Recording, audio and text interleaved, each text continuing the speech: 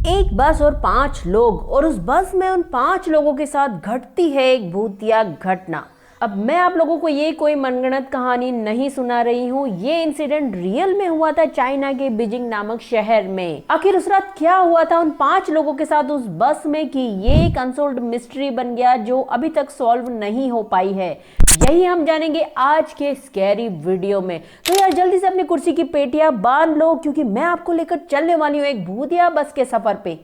चलोगे ना? अब यार मैंने देखा है ना कि इस तरह की जितनी भी भूतिया घटना होती है वो या तो चाइना में होती है या जापान में होती है। खैर इसका रीजन तो मुझे पता नहीं, तो बैक टू द स्टोरी। ये बात है 14 नवंबर 1995 की। अब यार क्योंकि सर्दी का मौसम था तो बाहर बहुत घना कोहरा लगा हुआ था और टेम्परेचर भी बहुत लो था। अब ऐसी खतरनाक सर्दी में एक बस चाइना के बीजिंग नामक शहर से निकलती है, बस नंबर 375, जो कि रोज की तरह युआंग मिंग हुआन से जियांगशान यानी कि फ्रेगनेंट हिल तक जाती थी। अब जैसे ये बस अपने स्टेशन से निकलती है तो पहले तो ये खचाखच यात्रियों से भरी हुई होती है, लेकिन जैसे जैसे लोगों के स्टेशन आते जाते हैं तो वो उतरते चले जाते हैं और धीरे धीरे ये बस पूरी तरह खाली हो जाती है। और अब इस बस में सिर्फ एक ड्राइवर और एक लेडी कंडक्टर ही रह जाते हैं। अब यार जब मैं ये स्टोरी पढ़ रही थी ना तो मुझे थोड़ा सा अजीब लगा, क्योंकि ये बात 1995 की है। क्या उस टाइम लेडी कंडक्टर हुआ करती थी? मतलब स्टोरी में तो यही लिखा है, मे भी शायद चाइना में हुआ करती होंगी। खैर बैक टू द स्टोरी। और अब इस बस को अपने लास्ट डेस्टिनेशन यानी कि फ्रेगनेंट हिल तक पहुंचने के लिए सिर्फ 7 स्टॉप्स ही क्रॉस करने थे, और बस 2 स्टॉप आगे ही एक यंग कपल, एक ओल्ड लेडी और एक 20-22 साल का लड़का बस का इंतजार कर रहे होते हैं। अब यार क्योंकि आधी रात हो चुकी होती है तो उनको लगता है कि यार बस आएगी या नहीं आएगी, कि तभी उनको ये बस आती हुई दिखाई देती है। कंडक्टर से पूछने पर पता चलता है कि ये इस रूट की लास्ट बस है और इस बस के बाद कोई भी बस नहीं आने वाली है। तो सबके सब चढ़ जाते हैं इस बस में। अब जो यंग कपल होता है वो ड्राइवर के जस्ट पीछे वाली सीट पर बैठ जाता है, जबकि जो लड़का होता है वो जो बस का दरवाजा होता है उसकी साइड वाली सीट में बैठ जाता है, और उसके जस्ट पीछे वाली सीट में वो ओल्ड लेडी बैठ जाती है। और बस फिर से चल पड़ती है अपने नेक्स्ट डेस्टिनेशन की ओर। अब क्योंकि आधी रात हो चुकी थी तो दूर दूर तक सन्नाटा था और कोहरे की वजह से विजिबिलिटी भी बिल्कुल लो थी। और अब इस बस को गुजरना था सुनसान जंगल और छोटे छोटे गाँव से।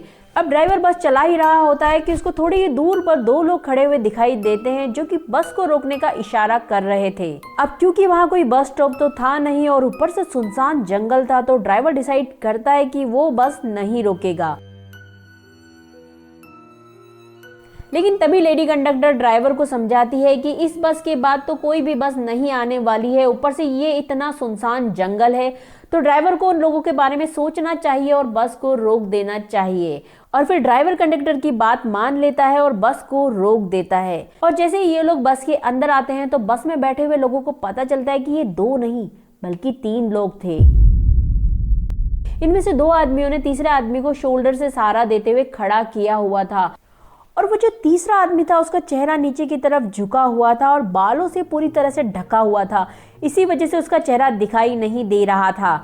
अब जैसे ये लोग बस में चढ़े थे ना तो बस में बैठे हुए लोगों को काफी स्ट्रेंज फील होने लग जाता है, क्योंकि एक तो इनसे बहुत ही गंदी सी स्मेल आ रही होती है और इनका चेहरा भी बिल्कुल सफेद होता है। और तो और इन्होंने चाइना के प्राचीन कालीन कपड़े पहने हुए होते हैं जो कि उस टाइम कोई भी नहीं पहना करता था। मतलब कि बहुत पुराने टाइम पे लोग इस तरह के कपड़े पहना करते थे। और ये तीनों लोग बस की सबसे लास्ट वाली सीट पर जाकर बैठ जाते हैं। बस में बैठे हुए लोग कहीं इनसे डर ना जाए, इसी वजह से लेडी कंडक्टर सबको समझाती है कि हो सकता है कि ये लोग किसी नाटक कंपनी में काम करते हो। अब क्योंकि रात बहुत ज़्यादा हो चुकी थी और कहीं लास्ट बस छूट ना जाए, इसी डर की वजह से ये लोग कपड़े चेंज करना भूल गए हों और ऐसे के ऐसे ही बस में आ गए। बाकी सब लोग तो इस बात से सेटिस्फाई हो जाते हैं, लेकिन जो ओल्ड लेडी होती है ना उसको बहुत ही अजीब फील होता है और वो इन तीनों को ना बहुत ही शक की नज़रों से देख रही होती है।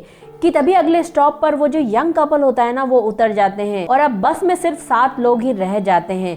अब बस में जितने भी लोग थे वो अपने अपने कामों में व्यस्त हो जाते हैं, लेकिन वो जो ओल्ड लेडी होती है ना वो बार बार पीछे बैठे हुए तीनों लोगों को मुड़ मुड़ के देख रही होती है। फिर पता नहीं उस ओल्ड लेडी को क्या हो जाता है, वो अपने आगे बैठे हुए लड़के को खड़ा करती है और एक जोरदार तमाचा जड़ देती है। जैसे ही जोरदार तमाचा उस लड़के के गाल पर पड़ता है ना, तो वो बिल्कुल शॉक्ड रह जाता है क्योंकि उसको बिल्कुल आइडिया ही नहीं था कि हो क्या रहा है। और तभी वो ओल्ड लेडी उस लड़के के ऊपर चिल्लाने लग जाती है कि मुझे पता है तुम्ही ने मेरा पर्स चुराया है, मेरा पर्स तुमने कहाँ रखा है, मुझे मेरा पर्स वापस दो। लड़का उस बूढ़ी औरत को बहुत समझाता है कि उसने उनका पर्स नहीं चुराया है। फिर वो लेडी कंडक्टर होती है, वो भी उस बूढ़ी औरत को समझाती है कि ये आपका पर्स कैसे चुरा सकता है, ये तो आपसे आगे वाली लाइन में बैठा था। लेकिन वो बूढ़ी औरत ना कुछ भी सुनने को तैयार नहीं थी और अब वो इस लड़के को पुलिस के हवाले करना चाहती थी और इसी वजह से वो बार बार बस रोकने के लिए कह रही थी ताकि वो इस लड़के को पुलिस स्टेशन लेकर जा सके। बार बार समझाने के बाद भी जब बूढ़ी औरत शांत नहीं होती तो ड्राइवर को बस रोकनी पड़ती है। और जैसे ही ड्राइवर ने बस रोकी तो उस बूढ़ी औरत ने उस लड़के को कॉलर से पकड़कर घसीटते हुए बस से उतारा। उन दोनों को बस उतार कर निकल जाती है अपने नेक्स्ट डेस्टिनेशन की ओर। अब जैसे ही वो बस वहां से निकल जाती है तो वो लड़का उस बूढ़ी औरत को समझाता है कि मैंने आपका पर्स नहीं चुराया है और आपकी वजह से अब मैं मुसीबत में आ गया हूँ, क्योंकि इस रूट की ये लास्ट बस थी जो कि आपकी वजह से छूट चुकी है और अब मैं घर कैसे जाऊंगा। लेकिन जैसे ही वो बस वहां से निकलती है तो वो बूढ़ी औरत रिलैक्स हो जाती है, वो बिल्कुल चिल्ला नहीं रही होती है, बिल्कुल शांत हो जाती है और उस लड़के को बताती है कि मुझे पता है तुमने मेरा पर्स नहीं चुराया है, लेकिन बस में जो पीछे वाली सीट पर 3 लोग बैठे थे क्या वो तुमको अजीब नहीं लगे? क्योंकि मुझे तो बहुत ही अजीब लगे थे और इसी वजह से मैंने पूरे रास्ते उन पर नजर रखी थी। और एक बार जब तेज हवा का झोंका आया और उनके कपड़े उड़े तो मैंने देखा कि उनके पैर ही नहीं थे। इसका मतलब वो इंसान तो बिल्कुल नहीं थे। अब इससे पहले कि उस बस में कुछ बुरा हो जाता, उस बस से उतरना जरूरी था। लेकिन मैं ये सब तुम्हें कैसे समझाती, इसी वजह से मुझे ये सब करना पड़ा और इसी नाटक की वजह से हम दोनों की जान बच गई। अब लड़के को उस बूढ़ी औरत की बातों पर यकीन हो गया क्योंकि उसको भी कुछ अजीब तो लग ही रहा था। फिर वो दोनों डिसाइड करते हैं कि वो लोग पुलिस स्टेशन जाएंगे और पुलिस को इस इंसिडेंट के बारे में बताएंगे। और वो पुलिस स्टेशन जाते भी हैं और पुलिस को इस सारे इंसिडेंट के बारे में बताते भी हैं।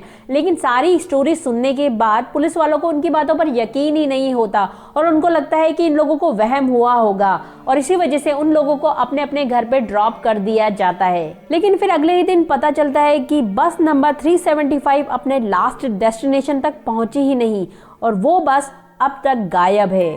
और फिर पुलिस वालों को याद आती है कल रात वाली घटना। उस बूढ़ी औरत और उस यंग लड़के को फिर से बुलाया जाता है और उनकी स्टोरी को फिर से सुना जाता है। फिर उस स्टोरी के आधार पर ही बस को जहां लास्ट देखा गया था वहां से सारे सीसीटीवी फुटेज चेक किए जाते हैं। लेकिन सारे सीसीटीवी फुटेज देखने के बाद भी बस किसी भी सीसीटीवी फुटेज की वीडियो में दिखाई नहीं देती। और अगले ही दिन वो बस मिलती है एक वाटर रिजर्वायर के अंदर। क्रेन की सहायता से उस बस को उस वाटर रिजर्वायर के अंदर से निकाला जाता है। फिर उस बस की छानबीन की जाती है, लेकिन काफ़ी ऐसी चीज़ें सामने आती है जो बिल्कुल नॉर्मल नहीं लगती और कहीं ना कहीं इनको पैरानॉर्मल चीज़ों से जोड़ती है। और ऐसे कई सवाल खड़े हो जाते हैं जिनका कि कोई जवाब नहीं दे पाता। जैसे कि बस मिली थी वाटर रिजर्वायर के अंदर, जबकि उसका लास्ट डेस्टिनेशन था फ्रेगनेंट हिल और फ्रेगनेंट हिल से वाटर रिजर्वायर के बीच की जो दूरी थी वो 100 किलोमीटर थी और बस में इतना पेट्रोल ही नहीं था कि वो फ्रेगनेंट हिल से वाटर रिजर्वायर के बीच की दूरी तय कर सके। तो आखिर बस वाटर रिजर्वायर तक कैसे पहुंची? अब बस में 5 लोगों की लाशें मिली थी। ड्राइवर और बस कंडक्टर की लाश तो ठीक ठाक हालत में थी और बाकी की जो 3 लाशें थी वो बहुत बुरी तरीके से सड़ चुकी थी। सिर्फ 48 घंटे में बॉडी का इतनी बुरी तरीके से डिकम्पोजिशन गर्मी के मौसम में भी पॉसिबल नहीं था, तो ये तो सर्दियां थी। तो इतनी बुरी तरीके से लाशें कैसे सड़ गई? पुलिस ने आसपास के काफी सीसीटीवी फुटेज चेक किए थे, लेकिन किसी भी सीसीटीवी फुटेज के वीडियो में ये बस कहीं भी दिखाई नहीं दी। और तो और वाटर रिजर्वायर के पास के जो सीसीटीवी फुटेज थे वहां भी ये बस न तो आती हुई दिखाई दी न जाती हुई दिखाई दी। तो ये वाटर रिजर्वायर के अंदर आखिर कैसे पहुंची? और जब इस बस के पेट्रोल टैंक को खोला गया तो वो फ्रेश ब्लड से भरा हुआ था, जिसका कि कोई जवाब किसी के पास भी नहीं था। उस टाइम ये इंसिडेंट काफी फेमस हुआ था और चाइना का बच्चा बच्चा इस स्टोरी के बारे में जानता था। अब यार उस बस में उस रात क्या हुआ था, कैसे हुआ था, क्यों हुआ था, ये तो कुछ पता नहीं लग पाया। लेकिन हाँ, पुलिस वाले भी और न्यूज रिपोर्टर कहीं ना कहीं इसे एक भूतिया घटना मानते थे। इसी वजह से ये एक अनसोल्ड मिस्ट्री बन के रह गया। तो I think that's it for today guys. अब इस भूतिया बस का सफर ना हम यहीं खत्म करते हैं। आई होप आपको आज का वीडियो पसंद आया होगा। वीडियो पसंद आया तो लाइक कर देना, शेयर कर देना और मेरा चैनल सब्सक्राइब कर लेना। तो मिलते हैं इसी तरह की क्रीपी और स्कैरी वीडियो में।